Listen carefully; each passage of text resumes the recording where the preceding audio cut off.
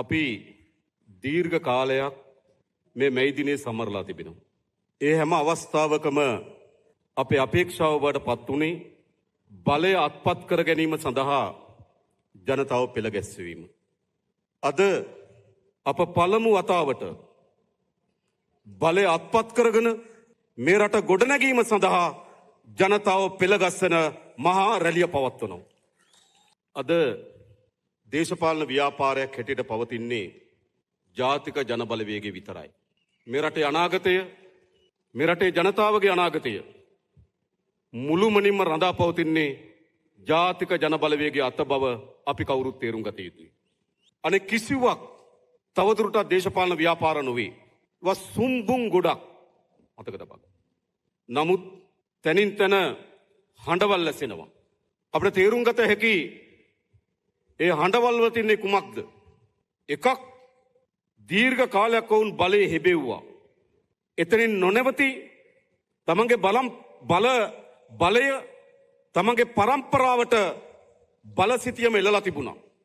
තාත්තා, මල්ලි, බාප්පා, පුතා, මුණුබුරා. ඒ විදිහට බලසිතියම එළලා තිබුණා. තාත්තා, අම්මා, දියණිය.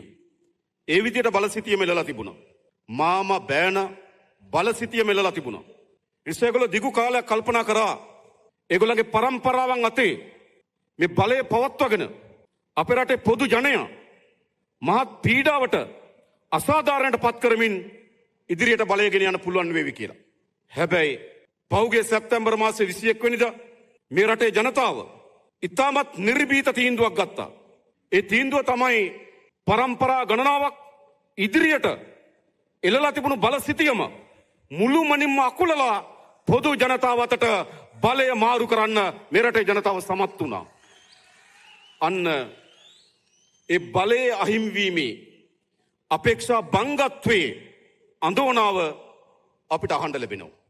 තව පැත්තකින් තමන් බලය හොබවනකොට මහජනයාගේ ධනය නාස්ති කරමින් අතිවරප්‍රසාද සහිත ජීවිතයක් ගත කරා. පොදු නීතියට යටත් නොවන ජීවිතයක් ගත කරා. පොදු ජනයාට උඩින් මහා බල පරාක්‍රමයක් යොදාගෙන ජනතාවට උඩින් ඉන්න බලයක් හෙබෙව්වා. අද මොකද සිදු වී තිබෙන්නේ?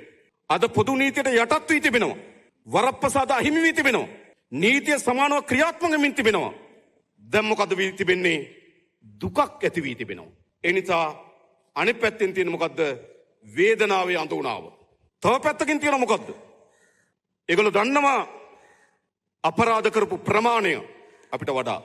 ඒගොල්ලෝ දන්නවා වංචා කරපු ප්‍රමාණය අපිට වඩා. එනිසා මොකද සිදු වී තිබෙන්නේ? ඒගොල්ලෝ දන්නවා වංචා දූෂණයේ යෙදුණු ප්‍රමාණය, අපරාධයේ යෙදුණු ප්‍රමාණය. ඒ වගේම ඒගොල්ලෝ දන්නවා අපි කවුද කියලා. මතක තියාගන්න. හොඳද? ඒගොල්ලෝ ඒගොල්ලන්ගේ අපරාධයේ ප්‍රමාණය දන්න තරමටම ඒගොල්ලෝ දන්නවා අපි කවුද කියලා. දන්නවනේ. ඒ නිසා භීතියේ අඳුනාව තියෙනවා. භීතියේ අඳුනාව. සාද මොකද්ද දේශපාලනේ අනිප්පස තිබෙන්නේ? අපේක්ෂා බංගත්වයේ වේදනාව, වරප්‍රසාද අහිමිවීමේ අඳෝනාව, භීතියේ තැතිගැන්ම. එනිසා තවදුරටත් දේශපාලන ව්‍යාපාර නැහැ. ඒවා නිකන් වැල් බයිලා කණ්ඩායම් මත වැල් බයිලා. එහෙම නෙවෙයිද?